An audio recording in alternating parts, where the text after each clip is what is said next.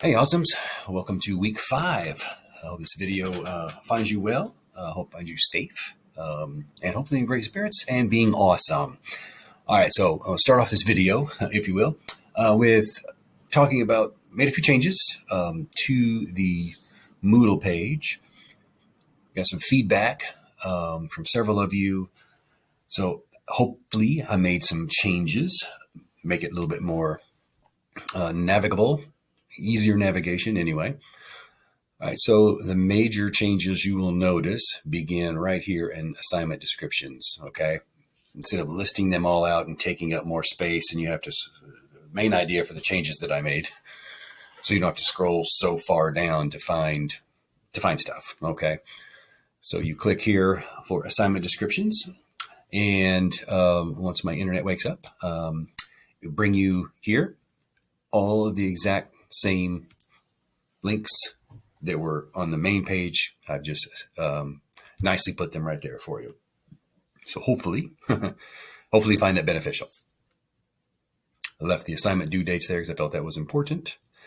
And then the same goes through here with week 1, week 2, week 3, week 4. The page that used to be displayed right there that was taking up a lot of space and kind of pushing everything down on the page is now just right here. All right, so you can everything's still there. Instead of it all just being on the page and being one long, super long page, just kind of broken it up for us. All right, so when we get to, launching into week 5 here, so I'll leave the current week's page up like this, okay? So as we go into sometime over the weekend, I will transition and put the week 4 page on another page. Well, it's on the same page. You just have to click to get to it instead of it being displayed. Okay. And then I'll leave this displayed here. And then next Sunday, I switch to week 6, excuse me. So I'll make that transition. So each week's page that we're on the current week will be the one that will be displayed there. And so hopefully that will help you guys out, not only finding things on our Moodle page, but hopefully less confusing too. Okay, so that's my idea. So I hope you find that beneficial and helpful. If not, please let me know. Okay, I'm always open to feedback, and I appreciate you. You guys are the ones using it. So any type of suggestions or recommendations to make it easy for you, please do not hesitate to let me know. I always appreciate students say, "Hey, have you thought about this?" I'm like, "Oh, that's a wonderful idea. Thank you." So thank you to everyone who has reached out and asked questions that have helped me think about this. Okay, so this week's about argument types.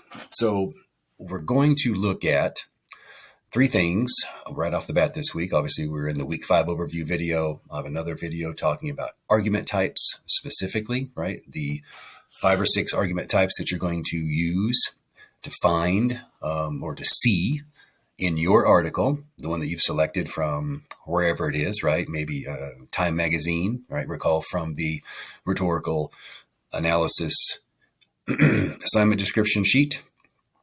I think it's the 3rd paragraph from the very top.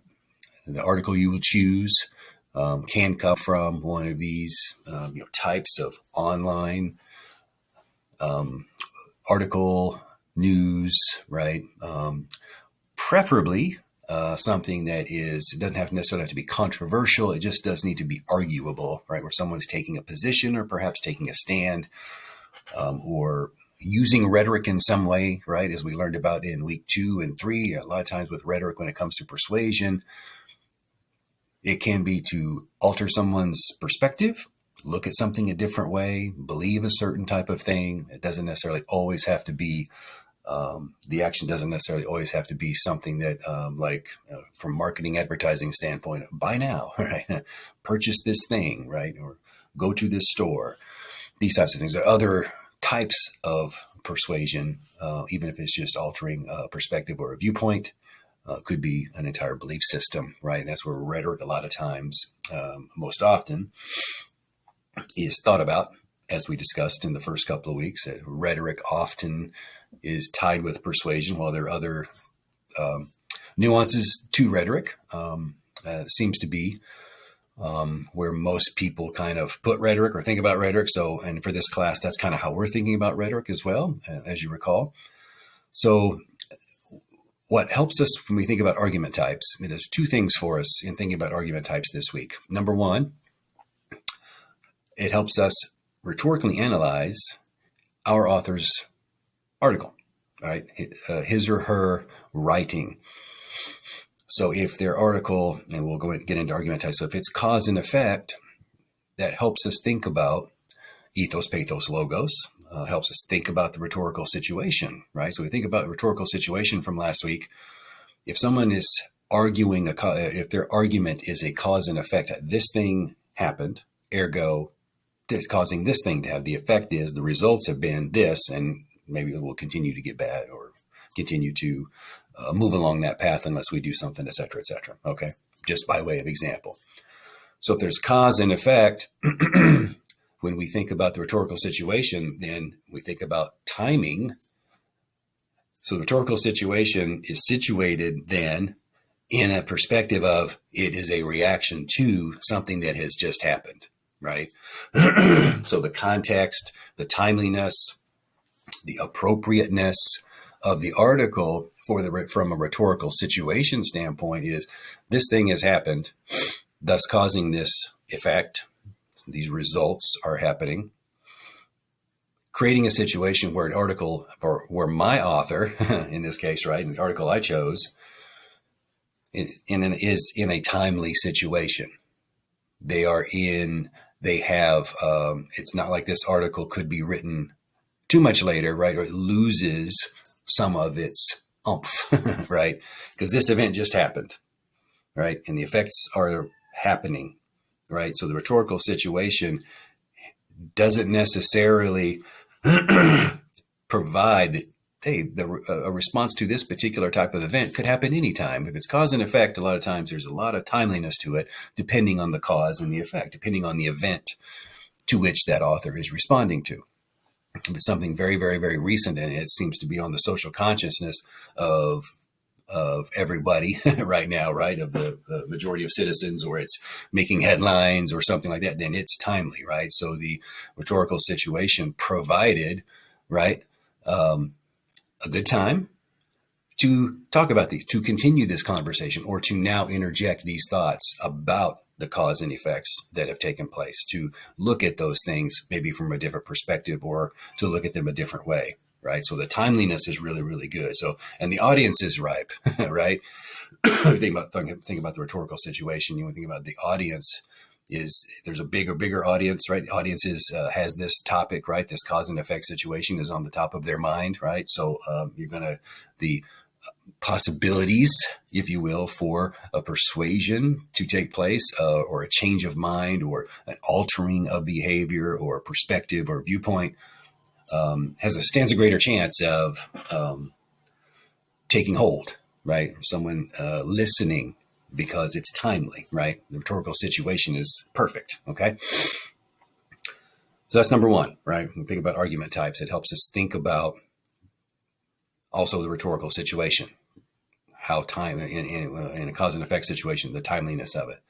Secondly, it obviously helps us think about the effectiveness, right? Because remember, our argument overall for our rhetorical situation, for our rhetorical analysis, is how effective is the author at ethos, pathos, logos, and they're in supporting basically their overall argument. So if we don't know the argument, it's hard to then think about, okay, is the ethos, does the pathos, the logos, is the rhetorical situation, are all those things working together effectively?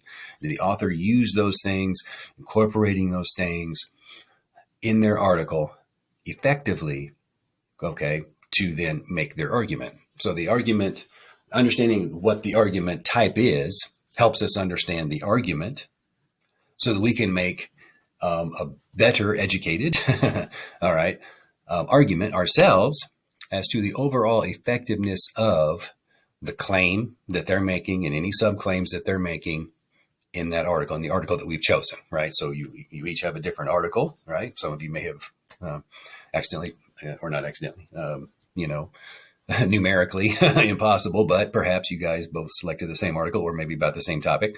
But now we're going to argue in our rhetorical analysis for a level of effectiveness, right? And then our supporting evidence, and you can choose yes or no. There's no wrong answers, how you see it. So if, in using our example, if you think that the article has, the author for your article is arguing based on cause and effect, and let's say he or she is arguing that this effect has happened, the results directly related to this cause that took place, and let's say that you feel like, okay, they don't have the ethos to say that, they didn't get any emotion, the facts and figures, the logos, the appeal to reason or appeal to logic to their audience wasn't strong enough, therefore making their overall argument weak or not very strong or not very persuasive, that is an equally valid argument. So every single thing that you look at and that you read, if you're looking at your article, you may be interested in the topic. You think it's a really cool article. That's really, really great. But when you really get down to it and you look at ethos, pathos, and logos, and you look at the rhetorical situation and you analyze their argument type, the claim that they're making, and you don't see it really fitting together very well, there's some holes, right? Things don't seem to logically flow one to the other. It's not a timely article. Or even if it is timely, the ethos, the pathos, the logos wasn't there, perhaps. The argument was not very strong because there was no supporting evidence based on logos, pathos, and ethos. Excuse me. It's perfectly fine to argue and say, no, this... they just didn't do a good job, right? And that's okay, because not every single article that you're going to read on Time Magazine or Rolling Stone or Vibe or the Atlantic Monthly or New York Magazine or whatever it is, wherever you've chosen yours from, just because it was published on there doesn't mean it was necessarily effective rhetorically. So, all right, so that's the main overall gist, kind of where we're heading, right? We got another 2 weeks to go, right, before this paper is due.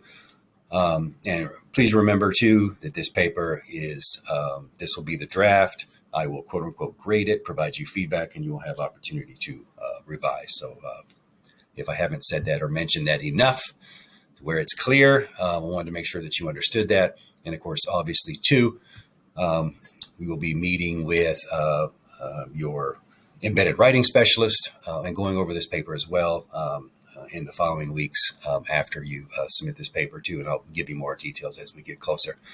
All right, guys, I didn't mean for this video to go so long, but I wanted to give you that information, so I hope you found it helpful.